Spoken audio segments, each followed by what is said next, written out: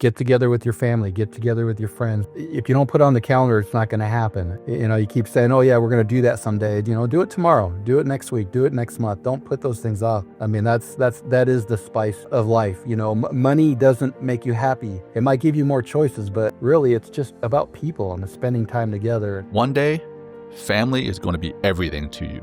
Love your sister, love your brother, love your parents, love your cousins. Because one day, they're not going to be there. And I think that's what this show is all about. This particular episode is one day some people that we love very dearly, namely our parents in this particular episode, are not going to be here. What can we do to ease that for them and then take care of ourselves at the same time? When you're a kid, your parents are your heroes, or you think they're impervious to being sad or invincible. And I think a lot of it was shifting my own paradigm of my mother, because the person who she was is not who she is now. And so I think changing my own expectations has helped me be more present and be there for her, where anymore it's really hard to have a conversation with her because she doesn't dialogue. You have to pull something out of her. And early on, I was always waiting for her to engage, so I've been able to shift again my expectations and my paradigm so I can just be there. Sometimes it's just sitting with her. Raw, uncut, and unapologetic.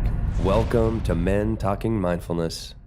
Caring for aging parents isn't just an idea anymore. It's becoming more of a reality every passing month. My parents are now 79 and 86 years old. I see them growing more fragile, losing a bit of their sharpness, and needing my support more often. Each visit, each phone call brings moments of love along with reminders of how much has changed. It's both heartbreaking and humbling to help with things that they once did for me. It's a hard subject for anyone in this situation, so we thought it would be helpful to dedicate an episode and bring more life to this deeply human experience. We are joined today by David Valadez, who is part of the Men Talking Mindfulness team, who has his own experience to share. So for anyone walking this path, know that you're not alone. We're in this together, learning, stumbling, and growing through every challenge and every act of care. Welcome to the show. Welcome to the show, gentlemen. It's great to be back. And God, as I read this, I'm like, all these kind of feelings are coming up already, because this is it's something that's really starting to hit home more and more. And just a little, we just finished our 79th actual family reunion this weekend. So we're recording this on whatever today, Tuesday the 15th or something like that. Just after I was just home 3 days ago doing this reunion. So good to be back, gentlemen. John, what's next? Yeah. Hey, Will, David, good to see you guys. Yeah. I mean, as you read that, a lot of emotions bubbled up in me as well. So which we'll get into here shortly. And incidentally, we're actually recording this on my parents' 58th anniversary. Oh, wow. And I reached out to them yesterday. It's a little difficult to reach out to your parents and say, hey, I'm doing an episode on taking care of my elderly parents. And I don't want to say that I'm taking care of them, because I live here in Colorado Springs and my parents live in Ruston, Louisiana. And we'll get into that in a little bit. But there's still an aspect of it that is caring for them and taking care of them in a way. So anyhow, announcements, the same announcements we've had for a while now. We've got our just check out our website, mentalkingmindfulness.com. It's got all the things, our upcoming episodes. It's got our upcoming Spartan race that we're going to be doing down in Dallas, and we'd love to have you join us as part of the team there. We've got a few people signed up already, and that's in October. And then everything else is on the site. So check it out. And as we start every show, we're going to do one breath grounding practice to get ourselves, the three of us here, settled, and for you all that are joining us either on video or on audio. So thanks for joining us. And that said, let's get into a comfortable position, whatever that might look like for you. Now we'll begin with a nice exhale, letting everything out. Emptying, bring your navel to your spine, and holding empty at the bottom for a moment.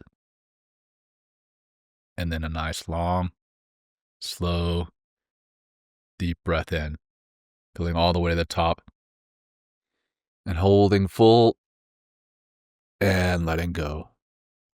Letting go. All right. We didn't get a chance to say hello to David yet. So David, hi. Yeah, we did. We both said hi. We did. But David didn't say hi. The cousin from another oven today again. Thank you. Thank you for having me back. Yeah, David has been on our show before, also to discuss a somewhat difficult conversation topic. We spoke about divorce last time. It seems that we have David on to speak about difficult topics. So we were in person last time. We'd gotten together for. I think we were getting together for our first MTM summit. We had another one this spring here in Colorado Springs. And actually, no, it wasn't for our summit. We were doing something else. Anyway, it doesn't matter. Bottom line, this is the second time we've had David on. David is our senior business advisor, also our junior business advisor. And intern. And the intern business advisor. So anyway, great to have you here with us, David. So you've shared your experiences, with helping with your parents. And, something that we're going to talk about today is being fully present with your parents, actively listening, without judgment or rushing. And that's where I struggle. And that's where I struggle with everyone. Unfortunately, as a mindfulness practitioner who's supposed to be preaching and practicing compassion and love, I do, unfortunately, get wrapped up in rushing through things. And that patience and that presence can be the most valuable gift for both ourselves and those that we're caring about. That specifically today we're speaking about our elderly parents. What have been some of the ways that you have accomplished this being present, fully present, actively listening without judgment or rushing with your parents? I just help them more often, like I do when I'm home. I do like to cook, so I do just a lot of cooking. And my dad is interesting. He likes to always kind of instruct and demand or direct authoritatively sometimes, like what to do. So it just like sometimes I'll just do what he says, you know what I mean, and not try to combat with him in some ways. So I think just being there and being with them, and just my dad loves to watch baseball, so I like baseball too, but I don't feel like I need to watch a game. So I sit and watch a game with him a little bit. We talk about sports, and my mom, just having longer conversations with her. She's slowed down significantly over the last few years from a really botched hip operation. So like just for her to leave the house is like 5 or 10 minutes. So it really slows me down tremendously. Because I want to rush too. I want to get to the theater. I want to get to dinner. I want to do this. And so I just really enjoy more of all the moments in between, and every step that she takes, I'm just right there with her. So it's hard. Man. It's really hard. It is. For sure. Yeah. David? I think for me, one thing, my wife's mother actually, she had some early on-stage dementia and Alzheimer's, hit her mid-70s, and now she's been at home for the last 3 years because she does need full care. So once my mother started having some challenges here within the last, I'd say 3 years or so, not as progressive, and she's a little older than my wife's mother, but it was interesting because being exposed to my mother-in-law first, it helped me with my own mother a little bit just because I was prepared for it. But I think the biggest challenge for me, and the biggest, benefit of the relationship is early on. I remember making comments to my siblings and my sister in particular, because she's her primary caregiver, but almost saying I didn't recognize my mom anymore. I don't, she was never like that. She was never, when you're a kid, your parents are your heroes, or you think they're, impervious to being sad or invincible. And I think a lot of it was shifting my own paradigm of my mother, because the person who she was is not who she is now. And so I think changing my own expectations has helped me be more present and be there for her, where anymore it's really hard to have a conversation with her because she doesn't dialogue. You have to pull something out of her. And early on, I was always waiting for her to engage, so I've been able to shift again my expectations and my paradigm so I can just be there. Sometimes it's just sitting with her and watching a sporting event or even watching the news. She watches the news too much, but that's kind of her thing sometimes. So if it's just having a cup of coffee when I'm visiting and sitting with her, a lot of it again has just been changing my expectations because it's not about me, and that's a hard thing, to shift with your parents because you're used to them taking care of you, and it becomes a little bit of a role reversal for us. I've definitely felt all that, and I got to be honest, it's going to be difficult to make it through this conversation without tearing up quite a bit. My parents are their early 80s, and still have all their faculties, and I'm definitely blessed in that. But I know, the time is eventually coming. But to deal with this presence piece, I don't know. It must have been 6 or 7, maybe more years ago than that. I interviewed my parents on a Zoom call, and I recorded it. It was like 3 hours long, man. Like, I asked them all the questions that I've ever wanted to ask them. And then since then, more life has been lived. And this is not a plug for this particular company at all, but this, I don't know if you can see that, but there's a book now. It's called Ian and Glenn. That's my parents' names. And it's dad and mom, and it's put together by this company called Storyworth. And Storyworth is, they send a question once a week via email to your parents. And I actually sent one to each one of them every week for a year, and then compiled it into one book. And you get the responses via email. And man, the things that I learned about my parents, like you were talking, David, it humanized them. In my eyes, my parents are still my heroes. They're still my heroes to this day, and probably always will be, even after they're gone. But yes, in my eyes, my parents were kind of invincible, and this listening to them, be it through that interview or be it through this book, has really humanized them in a good way. And I think that's helped me to connect with them and know that we're all mortal. If you ever want to read a really powerful book about death in and of itself, it's a book called Being Mortal. Man, that'll change the way that you perceive others' mortality and your own, also in a good way. But yeah, it's definitely a practice being present with them, because we've all got our own lives. I've got young kids now. Right now, I'm a father, and being able to stay in touch with my parents who are geographically separated from me. I have to. I'm ashamed to admit this because my parents are going to listen to this episode later.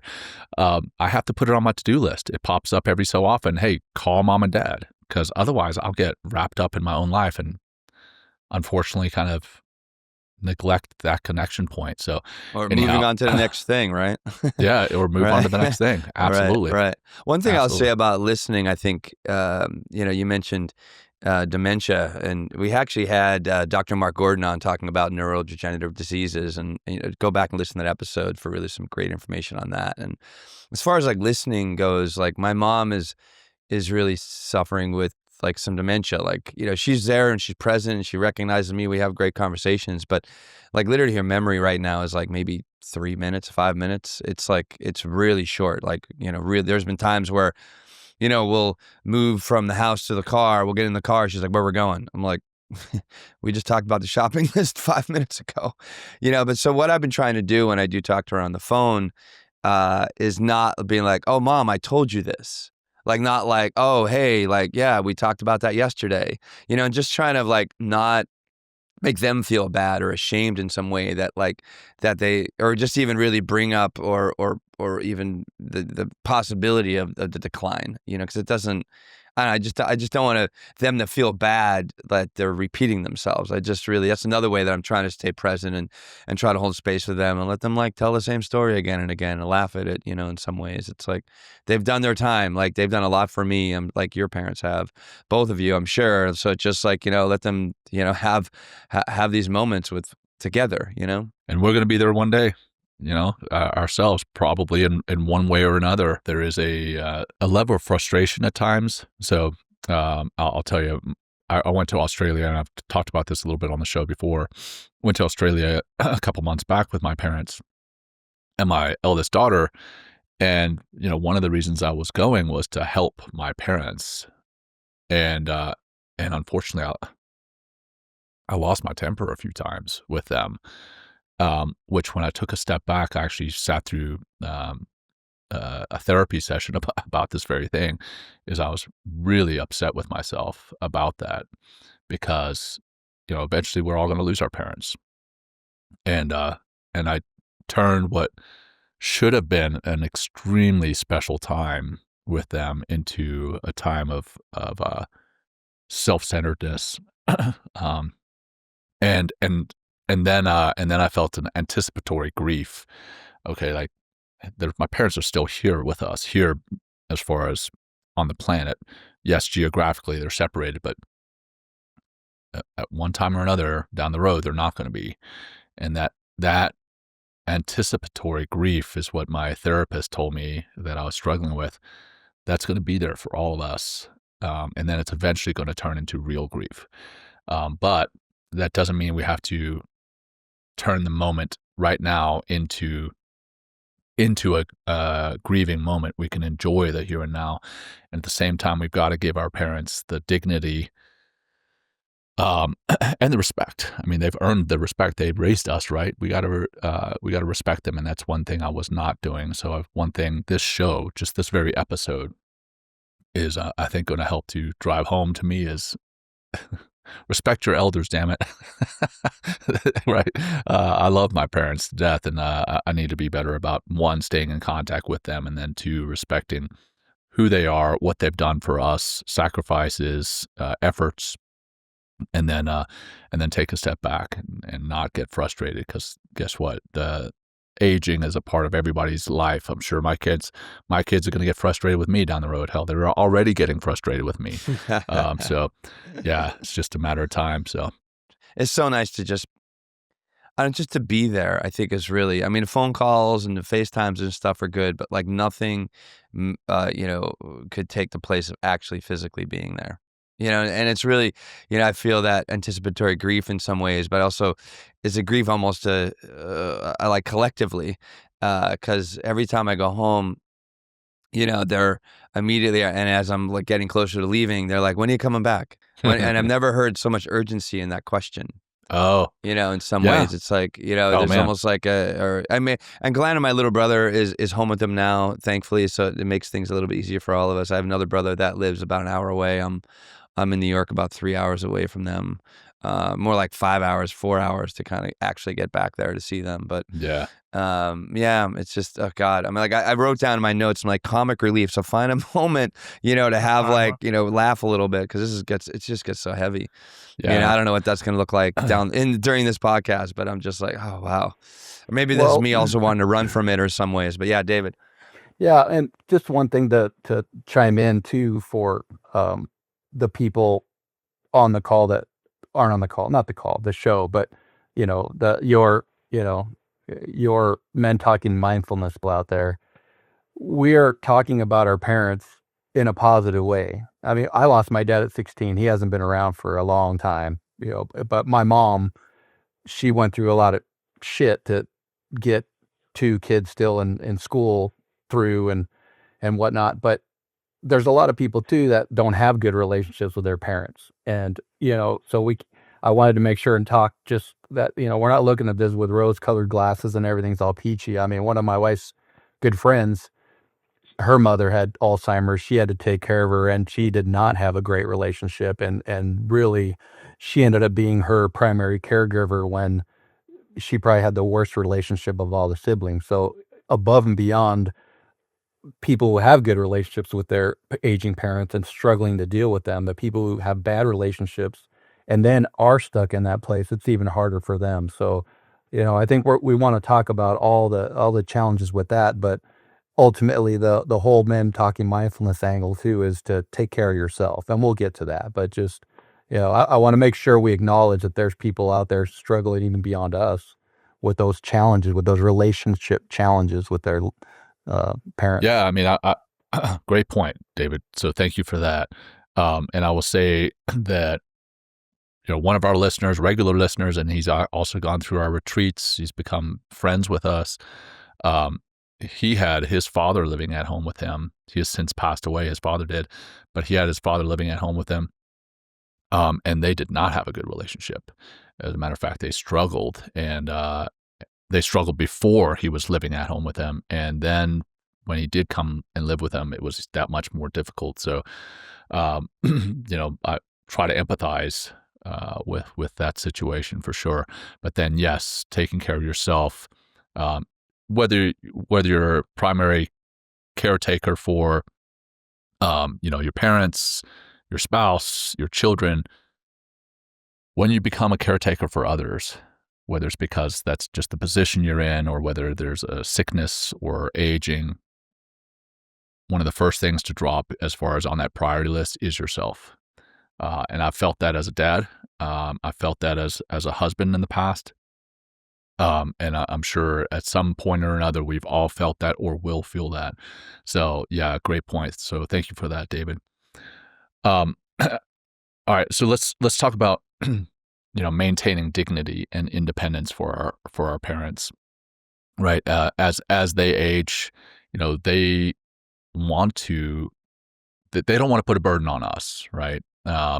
They want to be able to make their own choices whenever possible. What can we do to support them in this? I think I mentioned before, I reached out to my parents to find out what they would like to hear on this show because they are going to listen. And my parents, they said, having pets, like having a pet to play with or take care of, right? It's an empty nest, right? I mean, it's been an empty nest for 30 plus years at our house. So they've had pets, they've had hobbies. My parents both cycle, still to this day, quite a bit. My mom and dad, they both get out into the garden. My mom gardens. My dad fixes up all the little trinkets in the garden. My mom knits. So having some type of hobby is very important for them. For you guys, what have you seen are some of the best ways that you can kind of support this dignity and this independence? David, I'll start with you. I mean, it's hard because, my mom now is 85 and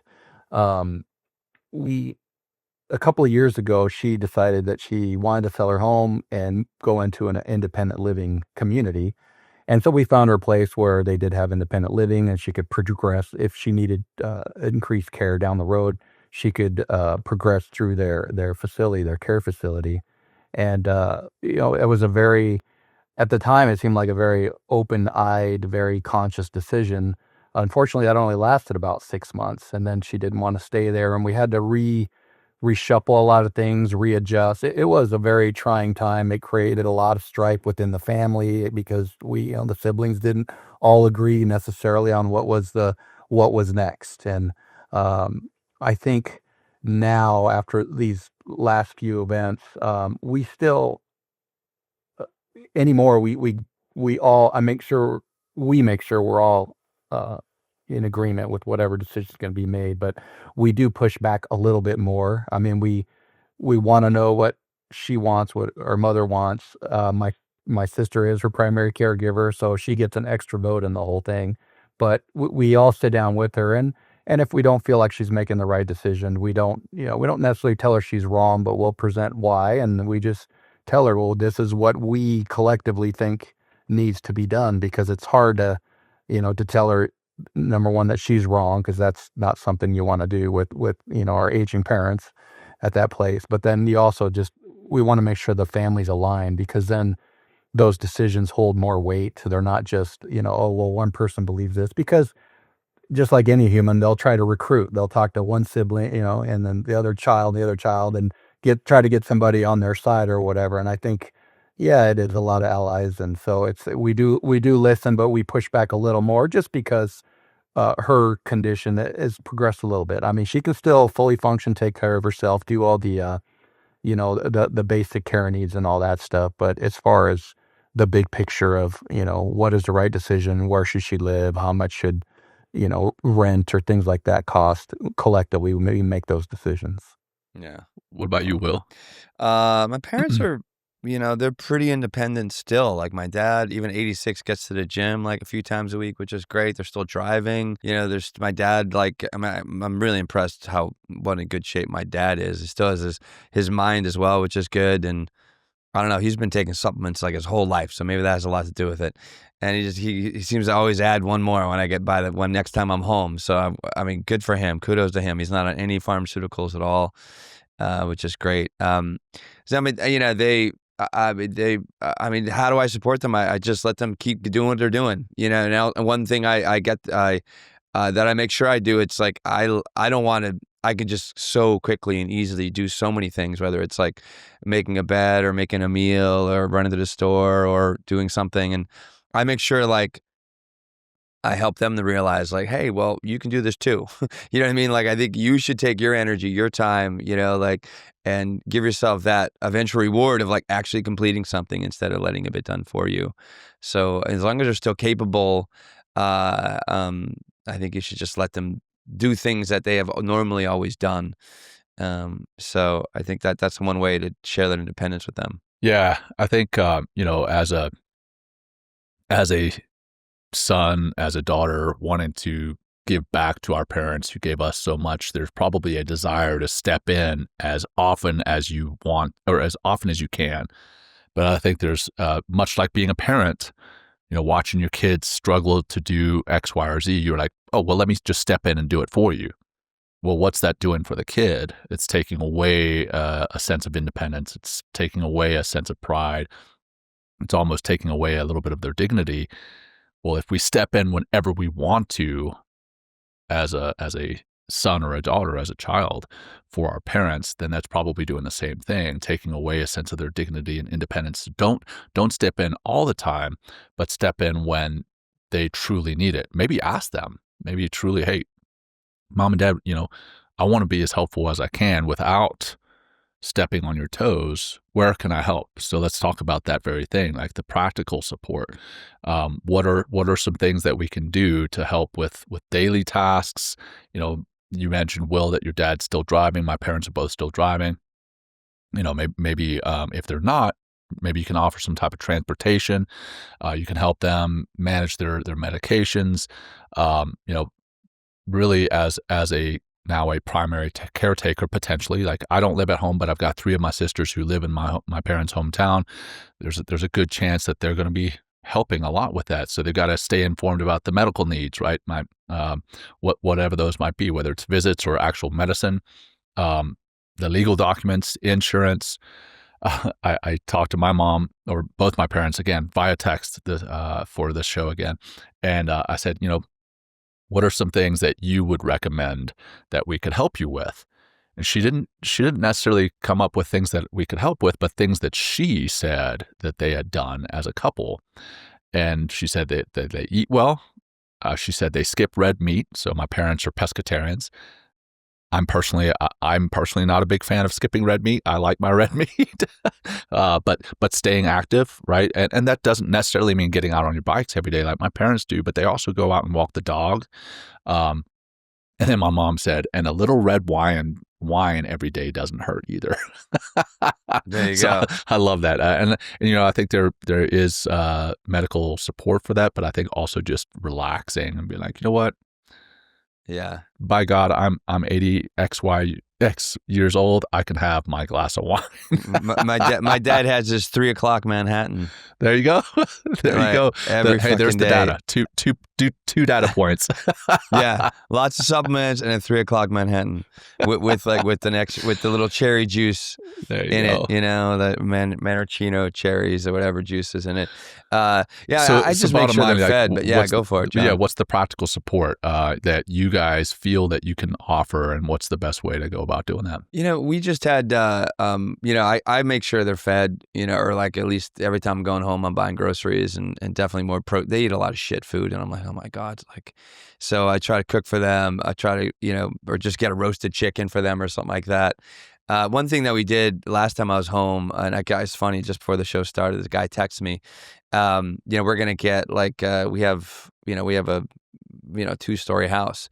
So they're going to need like a little chairlift for the up and down the stairs. So I coordinated a guy that came out and did an assessment and stuff like that. So we're probably going to get one of those installed as well. So just like supporting him in that way, I think has been very helpful. I've been trying any doctor's appointments and stuff like that with them, but they're, they were kind of unwilling to relinquish any kind of control or want any kind of help in those areas. So I'm just like, I'll keep asking questions and offering support if they want it, but that seems to be like a no-no for them right now, which is tough, because also one thing I see with my parents and that, I guess what boomer generation is they just blindly trust the doctors, and I just don't know always that if that's the best course of action, or at least like go look for a second opinion.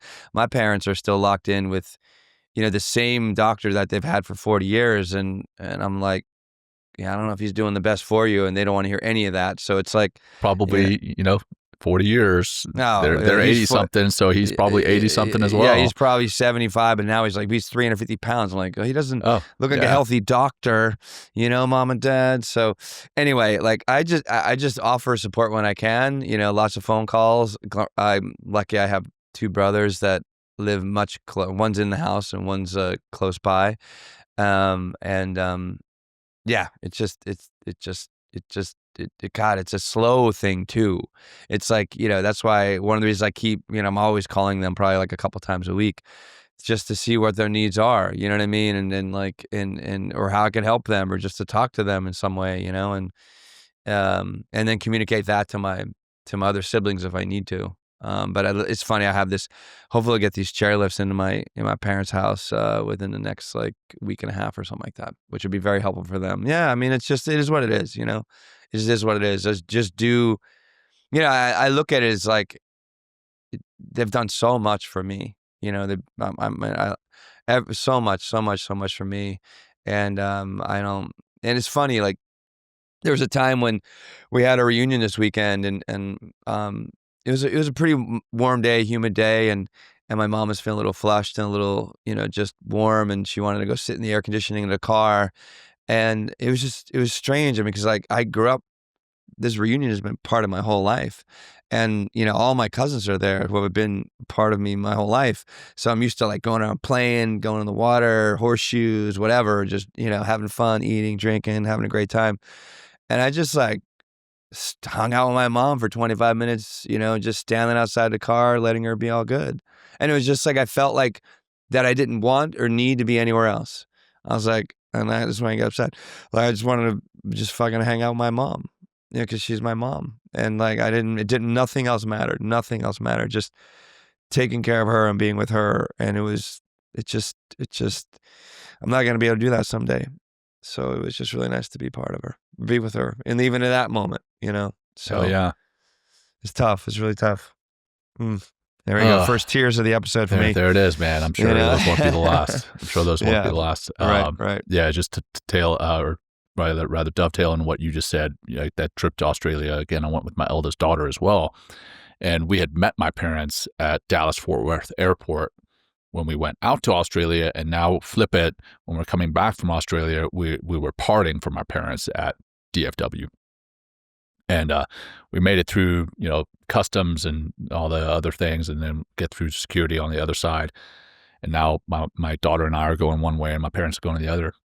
Hug them, say goodbye, and then my daughter, after we walk away a little bit, and now my parents are going to listen to this, and that probably will upset them.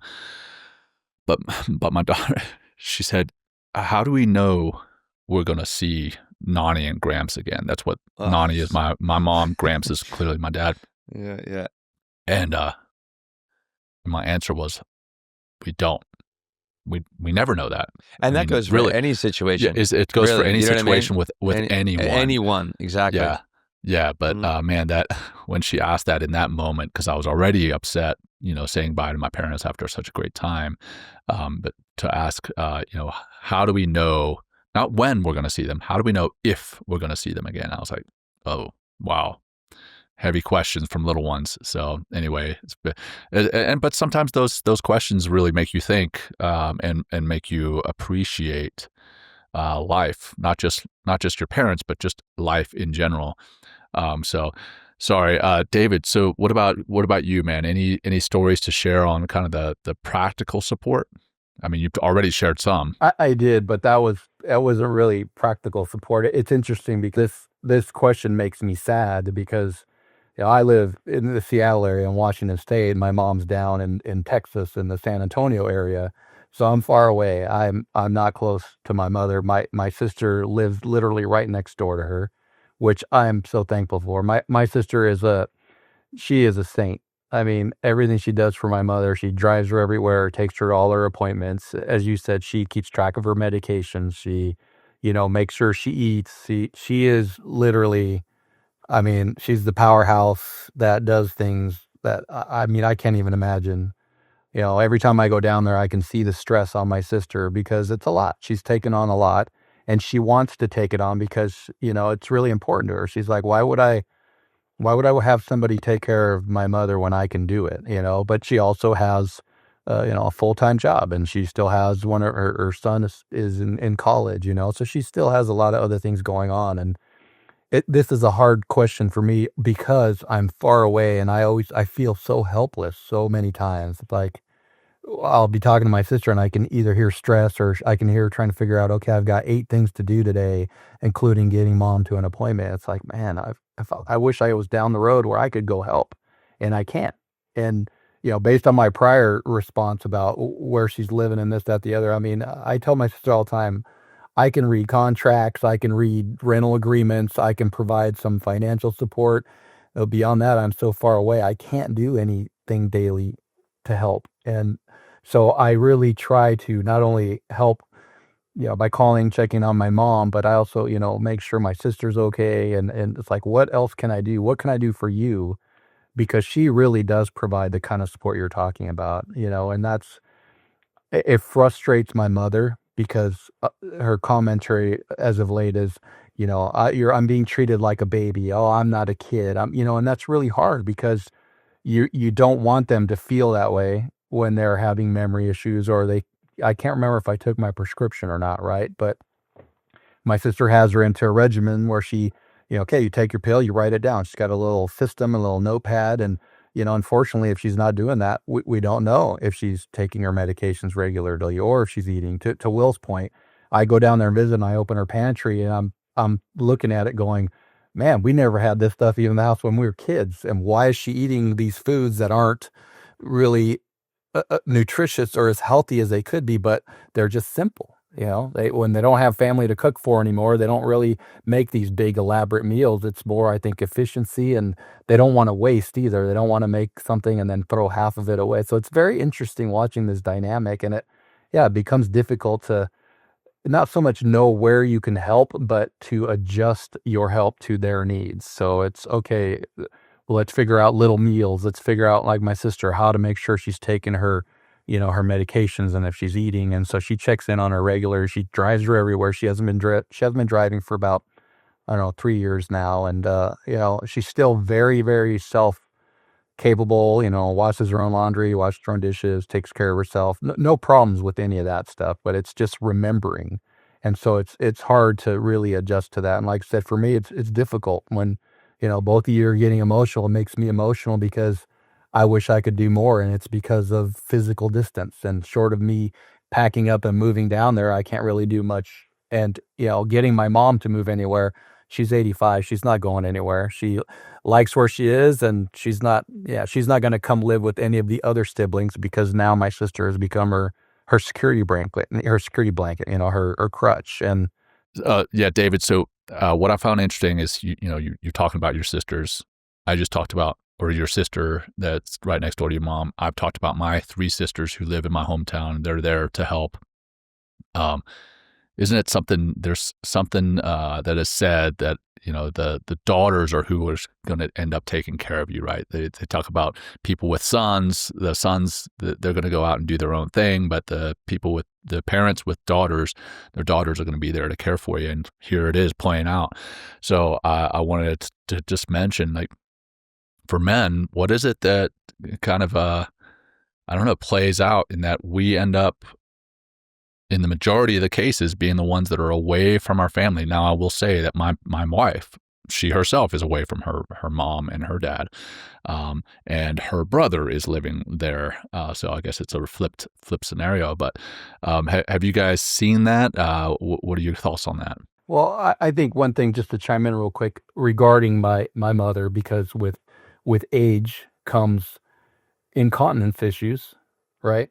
And that's a big one for my mother. She's a very proud woman, and I've gone down there and stayed a couple times to allow my sister to go away for the weekend with her family or whatever. And that's a difficult thing for my mom, because the level of trust she has in my sister and confidence, and she'd be mortified if I had to help her with some situation. So I think that's part of it, and I'm not sure if it probably happens with older gentlemen as well too. They don't maybe want necessarily their daughter, maybe they prefer their son. So I think there's a little bit of that aspect to it, at least in my case. I can't speak for everybody, but I know that's been a challenge where, hey, let me help you. It's like, no thanks, don't even want you coming into my room right now. I'm in the bathroom or whatever it is. So I know that's part of it. Yeah, and then Will, I mean, you've got two brothers, so it's all boys. So what are your thoughts on that? We share the responsibility pretty well at this point. There still is that like male and female kind of. I don't know. I don't. We'll see what happens as far as the continence goes, like down the road. They seem to be pretty good right now. I mean, that's just another level of care, another level of intimacy, or not. You know what I mean? Like which is just like dignity. It's the dignity piece. Exactly. Yeah. It's like fuck. I mean, it just. It's I'm really just in the middle of it, like right now. And but I'm glad to have each other, and we're still managing pretty well on my end. Okay. My parents where they are, yeah. So all right, well, so let's take it to the siblings, right? So my sisters are down in Louisiana. Will, you've got a brother living there. David, you've got a sister living there with your folks. How can we, as those who might be geographically separated, how can we contribute to those who are right there with them? Involving our siblings, involving ourselves with our siblings and their caretaking of our parents. How can we involve other relatives, maybe local support? What can we do there? Well, I've been, it's actually, as our parents have gotten older, it's like, my brothers and I seem to be getting a little closer, because we really, it's just like something about rallying around, like, our parents who have taken care of us, now we're taking care of them. And I think like just supporting in the sense of like providing information or making phone calls, or maybe taking some of the time off of their plate, do it all, because they might drive them to the appointment and take them to the appointment, but I can set it up, or something like that is kind of what I'm seeing coming up more and more. Yeah, I mean, I think the communication with your siblings, with the family has been really important. And I'm very lucky as well. Where I grew up, we still have like, I don't know, 50 family members in the neighborhood. You know what I mean? Like a lot. I mean, there's a lot of Schneider blood where I'm from. And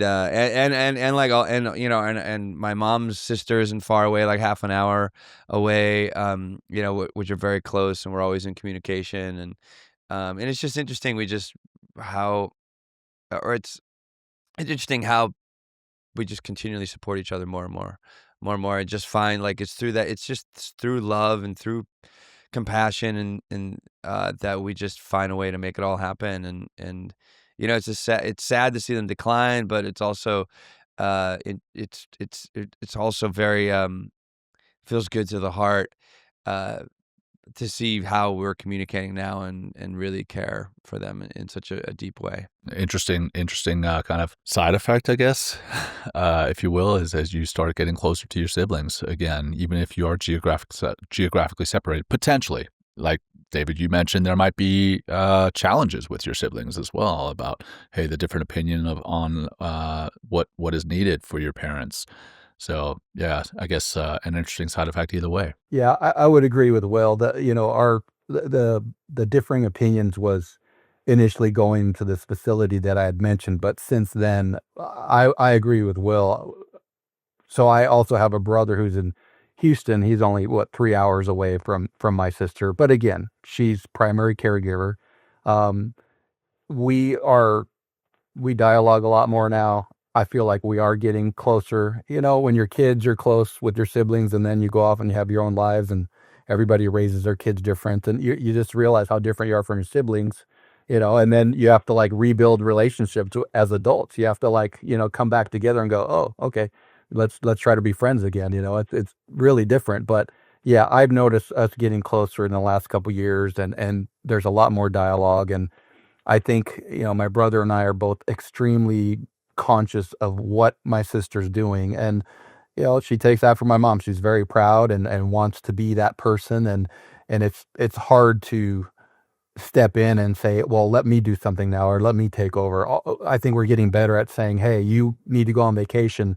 One of us is going to be there. If I need to fly down there and be there for the long weekend, or if it needs to be a week, give me some time. I'll figure it out. My brother and his wife have stayed with my mom. So it's like trying to allow my sister some of that space. And I think the other thing, which both of you have contributed to my life, of being more open and being more mindful. I'm trying to infect my siblings with that. And because will talk about anything with them, which I didn't used to do 10 years ago. I didn't talk to anybody about anything. I was told a lot of times I held my cards close to my chest, but now it's like, I don't want people to go through things I've gone through, or to suffer, or to feel like you're alone. So I talk to my siblings a lot about a lot of things. And now they're finally starting to open up themselves. And I think that's one big positive I've seen in my sister, is she's finally asking for help. And she's finally saying, hey, I need this, or I need to get away for a weekend, or, hey, I like to joke with her, do you need some gas money? It's like, here, she deserves it. It's like, hey, here's a little Christmas bonus or something. I can't be there. Go pamper yourself, go buy yourself something nice from me, because I don't know what else to do, So it's like you try to do what you can. But I agree with Will that you're forced them together, because it takes a village. Just like with young kids, you need help and support, and you can't do it alone. And the primary caregiver is usually the one who takes the brunt of the parental dissatisfaction, or whether it's a husband and a spouse, whoever's taking care of that person who's struggling, they're the ones that really get dumped on. So we have to look out for those individuals. We have to look out for those people. What I found interesting, what you just said, is that, we're all siblings, but we have different ways of raising our kids, right? You don't really realize how different you are until you start to see how the different parenting ways. And, man, I was a good parent until I became one. I remembered, I remember telling my sister how she was doing such a bad job of parenting, and I didn't even have kids yet, right? I have this shirt that says, "I was a good parent too before I had kids," or something to that effect. That's funny. And man, the flip side of that, though, so we've all got our own kids, right? We've got our own personalities, but we've got our own kids. I've got my kids. My sisters have their kids. But we all have this one set of parents. And so we're all going to have differing opinions for what we're doing with these two people, but perhaps fewer, perhaps one. But it's not different kids. It's not different parents. It's the same parents. So those different opinions on how we should be taking care of them definitely comes into play. And yes, we may get closer, but we have to be communicating. Like you said, David, you have to be talking more often. Will, you said the same thing. I think you have to open up the lines of communication so that you're doing what's best for your parents, and you're doing what they would want, right? Not what you would want. Although there are going to be times when what you want is probably better for them than what they want, like you've already talked about, David, as well. All right, well, let's talk to the second act here, Will. So we've started dividing our episode into 3 acts. So let's go into the obstacle and the villains here. I mean, well, we're already feeling it already. I mean, yeah. the emotional strain of this, like the guilt, the frustration, the new level of emotional intelligence that's kind of needed as you go down this path. It's like I think it's also part of this as well. and also witnessing our parents in decline. I mean, it could also trigger some like grief or anxiety, about the future. You talked about anticipatory grief earlier. So like, why don't we like talk on an individual, or as an individual basis of like what the feelings are so far as we kind of go down this path with them. I mentioned this before, right? I went to Australia to help with my parents, and there was a great level of sadness in the very fact that I had to be there. I mean, I wanted to be there, but the very fact that I had to be there, they didn't ask for it. I want to be abundantly clear that my parents are still very proud, and they're amazing people. They didn't ask for it. My siblings and I talked, hey, maybe they need some help. And my brother lives in Australia, so he was going to be there, but not for the whole trip.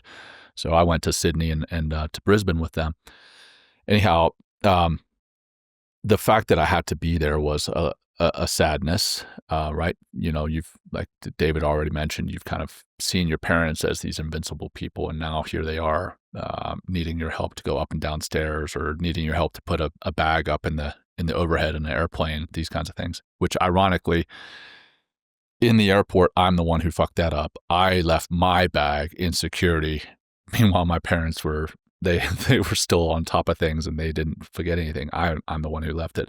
But yeah, there's a sadness there. There's a guilt in that, hey, did I do enough growing up to help my parents? Was I a pain? Was I a burden to them? And then the flip side of that, there's a frustration like, hey, mom and dad, I know you as the mom and dad that I grew up with. Why can't you do this? Why aren't you understanding what I'm saying? Why aren't you understanding what I'm doing? Why aren't you understanding why I'm doing X, Y, or Z? Which, that frustration leads to more guilt. You're like, why the fuck am I getting frustrated with my parents who are just being human? They're aging. And here I am, I'm not young, but I'm not old, and I still have my strength. I still have my mental capacities, and they do too, to some extent, but I'm getting frustrated with them. So it's this weird cycle, like frustration, sadness, anger, guilt, and it's just like constant. But yeah, that's one of the, or I guess several of the emotional challenges that I've had in the very microscopic experience I've had of caring for my parents. Again, I'm geographically separated from them. So the one experience that I had to take care of them thus far was a trip to Australia that was 12 days. So I can only imagine those who are there as full-time primary caregivers, the emotional challenges that they face there. So yeah, that's my experience with that. I've really seen my dad in a new way, in a different way, and understand him really in a different way. And I think like me, trying to slow the pace of my life down, trying to, be more mindful and be more present and be more patient. Like I'm, I've realized along, like probably like in the last 15 years, like, especially my dad, it's like, this is who he is. He's done the best he could with where he came from and his father and his coaching, his uncles and stuff like that. And I've just really grown in greater appreciation for my dad, for who he is and what he does and what he's done for me.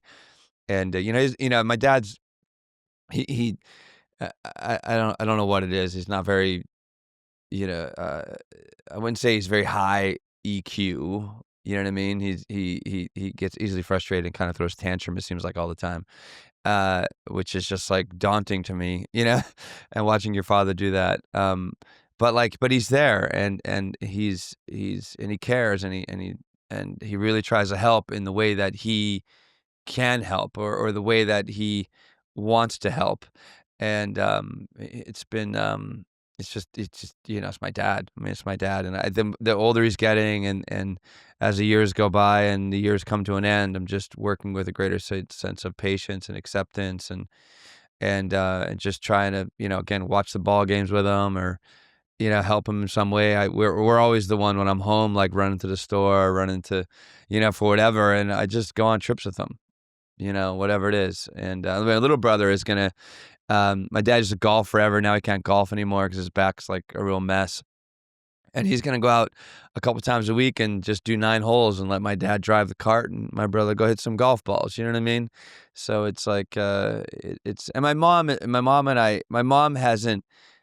have been always very close. My relationship to her has become one of more patience and understanding and even, and more kindness, if you will, even though they can really frustrate the fuck out of me.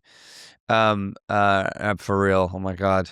But that's just me. I think it's like, that's one thing I think it's important for people to realize, or to hopefully, as you, maybe you're in the middle of it now, or maybe you're 10 years away, is just like, meet them where they're at, like express more patience, with them, listen more than you speak. And yeah, it's an interesting slope that we're on, and it's very slow and it's very gradual for me.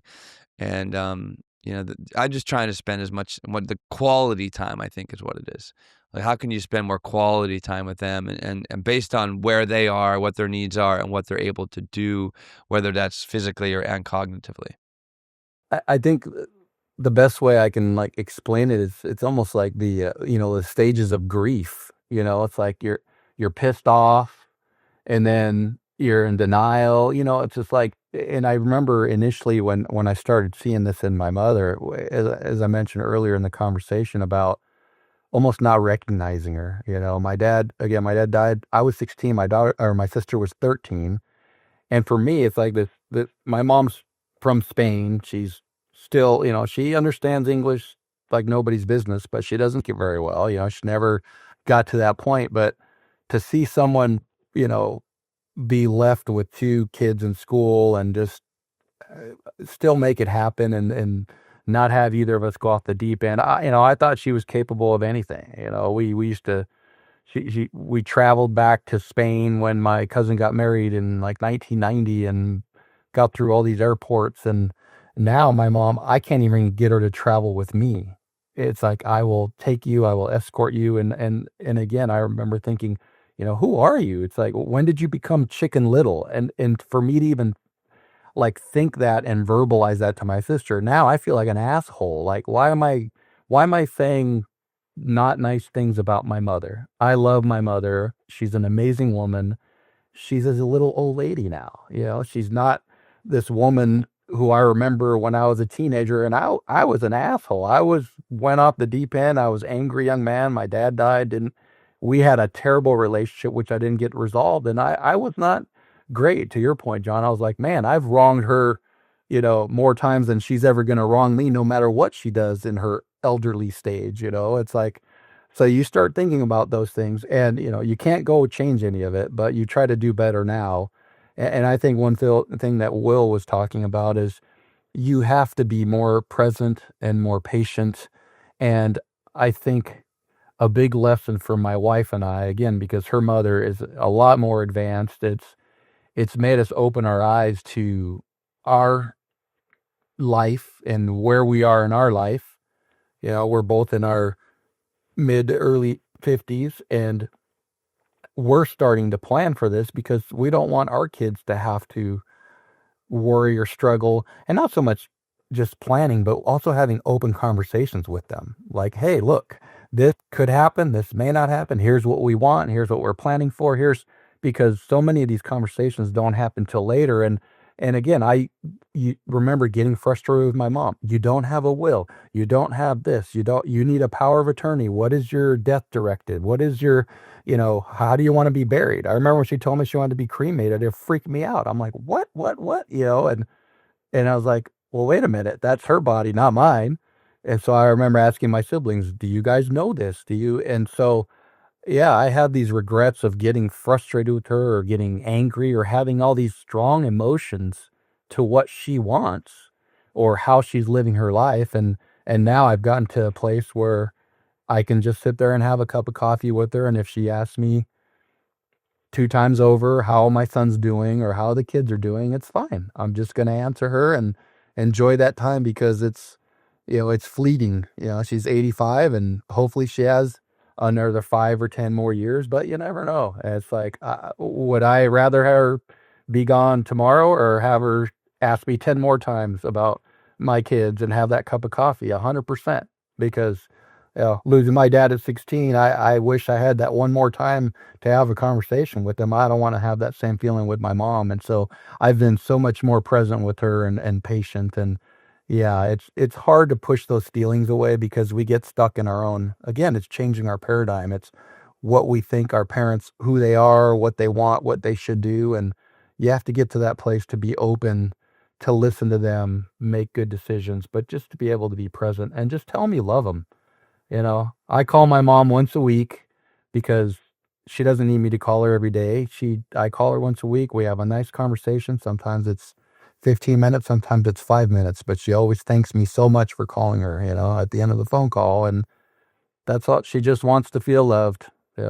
Yeah, and that's another thing my parents said is stay in touch. They've got the three sisters that live at home, but they've got myself who lives in Colorado. They live in Louisiana, and then my younger brother who lives in Brisbane. And he's really good at staying in touch. But yeah, that means a lot to parents, and I can see that as a father now, as a parent myself. Like I think about, okay, well, eventually my kids are going to move away, and are they going to make a point to stay in touch with me? Which brings me to my next point is like, okay, we're talking about our elderly parents. What about when we are the elderly parents? And that doesn't necessarily mean 30 years down the road. It could mean right now, right? Like my paternal grandfather died very young. I want to say like 56 years old. So not old at all, especially in today's day and age. But, I could drop dead walking down the street. Ideally, I won't, but I could.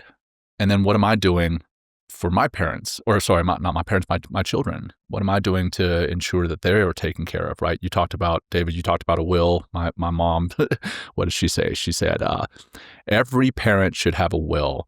Don't leave this earth without one. If you do, you ought to be ashamed. And I was like, right on, Mom, right on. And then like in the military, like as a 19-year-old, I had to write a will. My own will as a 19-year-old, which was very grounding. You're like, oh, what am I doing? And what am I willing? I'm willing my one pair of tennis shoes or something. There's not a whole lot for me to leave in my will.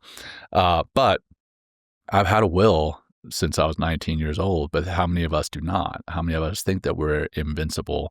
And then for those of us who are children, kind of coming back to the whole point of this conversation is how many of our parents don't have wills? How many of them don't have those directives?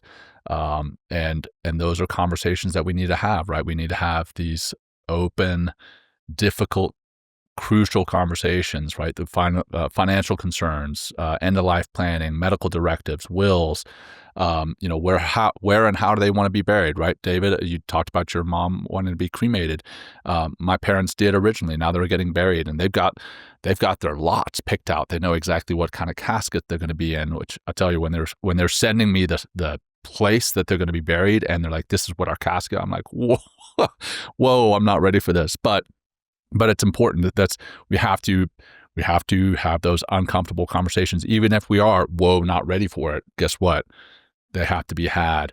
Sorry, I didn't really have a point there besides just rambling. No. I mean, that's part of that's part of this discussion that we need to have is the financial concerns, kind of end of life. I mean, do they, do they go into a care facility? Do they stay in the house? Do you get help, to come in and out, to take care of them? And that's one thing that we've been doing with them. It's like for now, like they're staying in the house, that they've been in for 47 years or something like that,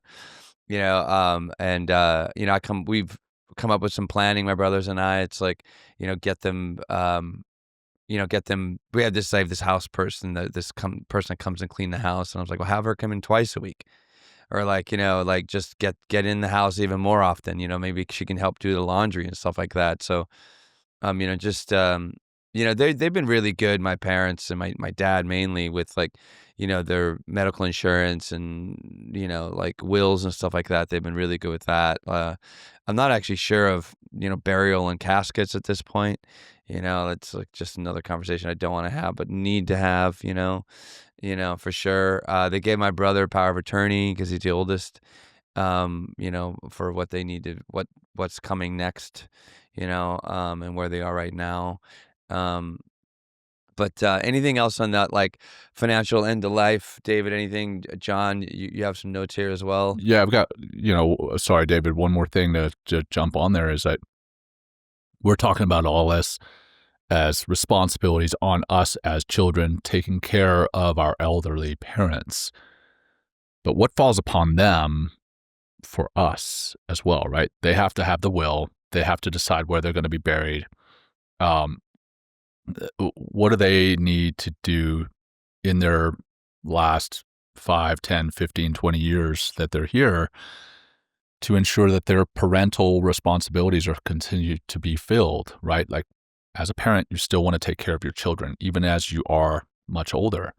So, what can they do, right? The will, letting us know what their last desires are, their directives are, having those conversations with us, right?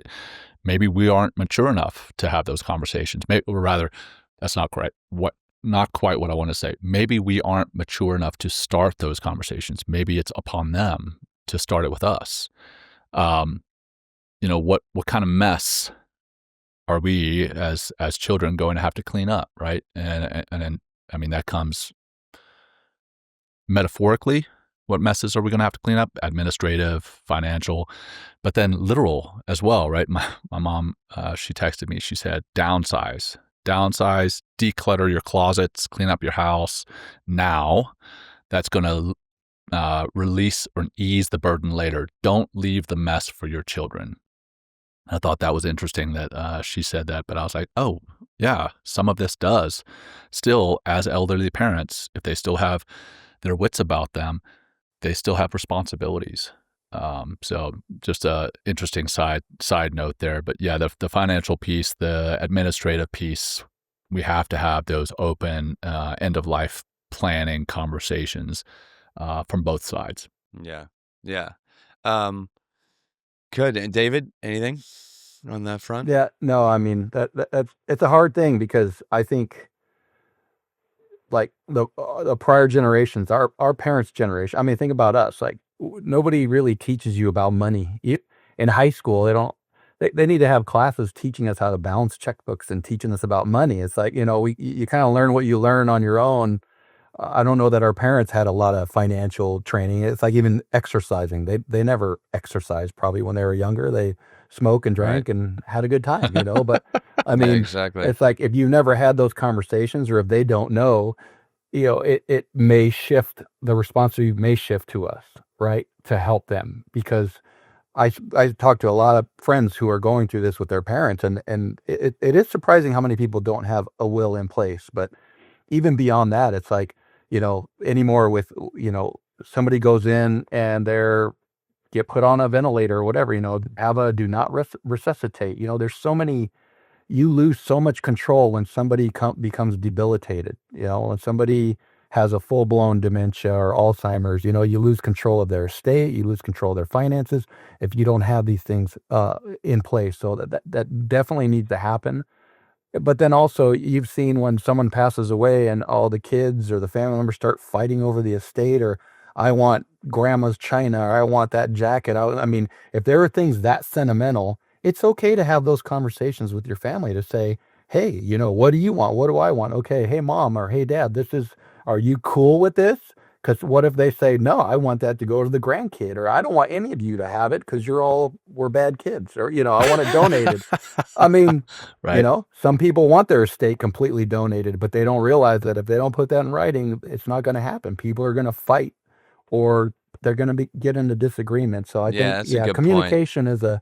is a big deal. And I think some parents maybe don't know how to have that conversation, or they don't want to start that dialogue because the kids may have been fighting or whatever. But I don't know, as much as you can be open about this stuff, it takes a huge burden off the future. Because you're right, it's having to clean up afterwards, or clutter, or leftovers, or whatever it could be. Even taxes, right? Like the taxes on the estate. taxes on inheriting a house. Those need to be conversations. Hey, do you want the house? Is it a burden you're prepared to take on? And maybe you should talk to an estate planner. Say, okay, well, if I were to die tomorrow and this house was to go to my children, you kind of initially you're like, oh, I'm giving them something, but maybe it's a burden. Maybe it's a burden they're not prepared to handle financially, not just mentally or emotionally, but financially. So I think those are some conversations that need to be had in that regard as well. And I'll be honest, my dad is a planner to the nth degree. I mean, that's probably where I get mine from. But like he's done a tremendous job in planning for this, and I hope that it's still 10, 15, 20 years down the road. But he has definitely communicated a lot to us about his desires, about like he designed the house that my parents live in. He's an architect, and the house is beautiful, very different from your traditional house. It's an architect's house. And, there's questions, okay, well, who's this house going to go to? As important as the house is, as a, tremendous memory for having him design it and having him buy the piece of land that it was on and clear the lot and build a foundation and then build a house and then live in it. The number of memories that we have in that house, are we still prepared to take it on? So, there's definitely a lot of things that we don't think about taking into account that we need to. Yeah. And well, I need to have some conversation with my family around certain things. It's just like little things, like instead of, I don't know. What my brothers can be interesting, and I can see it almost be like a free for all in some ways if it's not kind of written down or pinned down, And I'd rather that's what I don't want my relationship to be with my brothers after my parents are no longer with us is fighting over shit, and then like being resentful around that stuff, and then like that's our relationship. You know what I mean? So like I think it's what you were saying earlier, David, is clean it up now. Even though, like whatever that is, instead of just hoping that it's in the will or something like that. So that's a really good point. I just added to my little to-do list that's off the side of the screen here. Update your will. Like the last time I updated it, I was still in the military. So that's 5+ years ago. And I've gotten more things since then. And yeah. Well, I've had a new kid since then. Yeah. So. Yeah, that's true. No, I was just going to chime in real quick and say, the first conversations I had with my mom about a will is she's like, well, if I start talking about my will, I'm going to die. Like almost like a thought process of she didn't want to talk about it, because then she's talking about her demise. It's like, well, you finally get them to that place where it's like, this is, you want to do something for us as your kids. This is something that would be amazing for us, because it's not, there's not going to be a bunch of issues after the fact. So I think that happens with a lot of people. They'd rather not talk about it, or they don't want to talk about death, or they don't want to talk about, and that is kind of prevalent in the United States. There's a lot of cultures that are more open about death and don't look at it the same way, but there are conversations that do need to happen, because it takes a massive amount of stress off the family. The death is bad enough. Losing a loved one is bad enough. Then you're having to deal with a complex, not even a complex estate, just everything that has to come afterwards. That's a lot. It's too much for some people to handle, and it just take care of it now, just like Will said, because it will add so much peace to everybody's life, and especially that loved one. They wouldn't want you to be fighting after they're gone. Yeah, exactly. I want to stay close with my brothers and not be like, oh my God, like, oh, you got this instead of me or something like that, or you took this, whatever. And it's just like, that's not what my parents, when they're no longer here, would want. I think that's another thing to think about is like, honor the family unit, like keep the connection alive. And how do you, within, this end of life experience that everyone is going to go through, whether it's going to be a slow decline or whether it's going to, happen really fast. I mean, it's like, if you have time to create the conversation and necessary conversation around it, so it's like as easy as a transition could possibly be, then I think that path would be the best served, to do it that way. I want to bring up something that we've kind of alluded to tangentially. We talk about when our parents are gone, or when they're soon to be gone. Um, I referenced this book earlier, Being Mortal.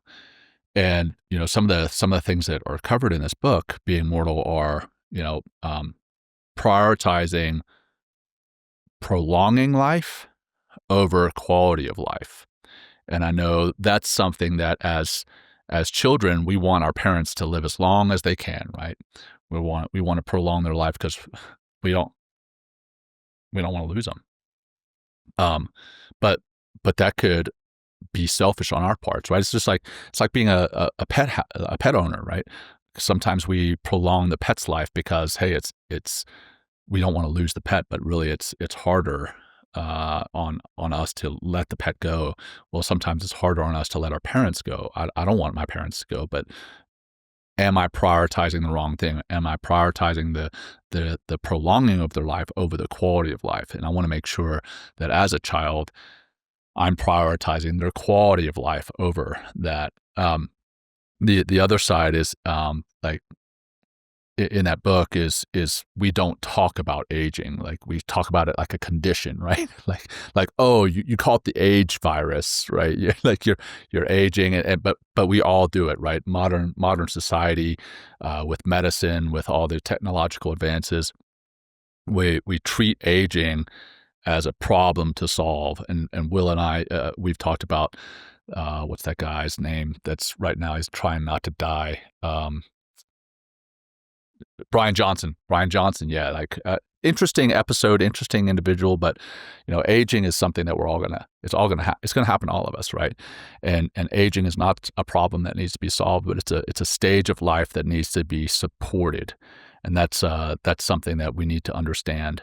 And then lastly, and this is a piece that we've talked about quite a bit in the book, it talks about conversations that we avoid. So specifically, talking to our parents about their condition. Like, do you understand your condition? What is your understanding of your condition? Right? And I say condition, it's aging, but like truly, where are you mentally, physically, emotionally? What are your goals? Yes, you're towards the latter part of your life, but what are your goals? What can I help you to still attain with your mental and physical capacities that they're at? Like, what are your goals if your health worsens? And then what are you willing to sacrifice or not, right? And then last thing that he talks about in the book is, what does a good day look like for you in this time, in your current state? I think those are, So the book, Being Mortal, phenomenal book, definitely tied to what we're talking about here, and some of the conversations that we have to have with our parents are covered in that book. So check it out. Yeah. I think we've done a pretty good job here, gentlemen, with this. Like, we're coming up well over an hour. Yeah, I know, exactly. I've been watching that time. Where did the time go, man? I know, right? But thanks, guys. Thank you, gentlemen. What have you have closing reflections from your parents, like staying active, stay curious, laugh, right? Yeah. So, man, one thing my parents do still is they play Wordle. I don't know if you guys are familiar with Wordle, but basically it's just it's kind of a word game, as the name implies. They play it, and I play it with them on occasion. I need to play that with them more regularly. Keeping passion alive, whatever that might look like. There's a reason that we're here, and part of that is having a passion, whether that's physical passion, intimacy, or a passion that you're pursuing in your life. Like, my dad has been a cyclist as long as I can remember, my whole life. Even longer than that. And then, like I said, staying in touch with your children, I think, and a lot of that falls upon us as the children. Is we've got to stay in touch with them. So I think those are just the last couple of things I wanted to make sure we touched on again. What I'll say also is, like, get the family together, like get more of your family together. That's one thing I've been very blessed with this reunion. That is, like, this year was the 79th year, which is incredible. That 78th year this year of this reunion, but it's like, it's a celebration of family. It's a remembrance of family, the members that have passed. And it's just, there's something about, if you're able to do that or make it happen, if you can be that person in your family, whoever's listening, to get your family together as often as you possibly can, because those are memories that you're always going to be able to take with you and have. So I giggled there, not because you were wrong. I giggled there because I've got my 3 young kids, 8, 6, and 4. And, when they're fighting, as young kids do, I mean, old kids do too, but fighting like young kids do about the most trivial thing in the world, I always tell them, hey, one day, family is going to be everything to you. Love your sister, love your brother, love your parents, love your cousins, because one day they're not going to be there. And I think that's what this show is all about. This particular episode is one day some people that we love very dearly, namely our parents in this particular episode, are not going to be here. And what can we do to ease that for them and then take care of ourselves at the same time? Yeah, no, agreed. I think, this is something that a lot of people our age are dealing with, and we get done with this and then we're starting with our own adventure, our own experience with our kids, and taking these little tidbits we put out there. I mean, this is just scratching the surface. You get into the cost of coverage and care and short-term care and different things, in-home care for, there's so many other places we can go. But I think just talking about this subject, which a lot of men don't do. You talk about our sisters and our mothers, they're the caregivers. Well, men aren't talking about this, and whether we're suffering with guilt or depression or the fear of losing our parents, that it's okay to talk about this stuff, but it's also we need to prepare ourselves and our kids, do a better job maybe than our parents prepared us. When you know better, you do better. So if we can keep building on this and again help our kids to understand the process and what we're going through with our parents, when we get there, they're going to do better for us, and hopefully we can do better for them. But I mean, we're talking about longevity in life. A lot of these studies about long lives, one of the aspects is your relationships, socializing, having strong relationships with your friends and your family. It's like Will saying, get together. Yes, get together with your family, get together with your friends. If you don't put it on the calendar, it's not going to happen, and so, you keep saying, oh yeah, we're going to do that someday. Do it tomorrow, do it next week, do it next month. Don't put those things off. I mean, that is the spice of life. Money doesn't make you happy. It might give you more choices, but really it's just about people and the spending time together. And, we do a little toast when with all of our grown kids, our adult kids now, they're all young adults. And we always raise a glass, and we say it in Spanish. It's a la vida rica, to the rich life. And I always tell them it has nothing to do with money. It's that experience. It's us being together. That's the rich life. So, be in the moment. I tell my 8-year-old that she's obsessed with Taylor Swift, which is funny because my son's name is Taylor, and he keeps thinking, he's like, well, where's my Swift? I'm like, no, that's not what's going on here. Anyhow, I asked my daughter, I said, which one would you rather be? Would you rather be rich or would you rather be famous? And she said, I want to be famous like Taylor Swift. I said, well, Taylor Swift is famous and rich. And she said, okay, well then I want to be rich. I said, well, you are rich. And she said, no, I'm not. I said, yeah, you are. You have family who loves you. And that's, I tell you, there's no riches like that. Having family and friends. And that's the thing. Friends, what is it? Friends are the family that you choose. You brothers are my family. I consider you a family, and I consider some of my other closest friends as family. Thank you. And being, staying close to them, staying in touch with them. There's no other riches like that. So I love that you finished with that, David. Yeah. I think that's a wrap, fellas. Awesome, guys. Let's just do one breath to close. Exhale out. One big giant inhale. Fill it up. A little more. And let it go. Awesome. Well, there we have it. Thank you, everybody, for listening. Thanks for checking us out. John, David, great to have you back on the show. John, always great to see you. Thanks for having me on.